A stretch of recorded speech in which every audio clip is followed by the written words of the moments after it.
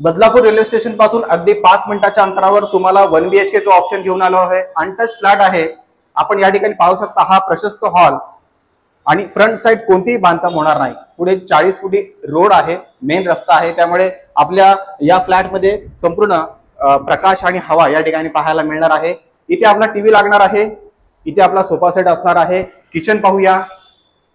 Kitchen मध्ये आपल्याला kitchen trolley, महानगर गॅस कनेक्शन आणि ही प्रशस्त गॅलरी मिळते।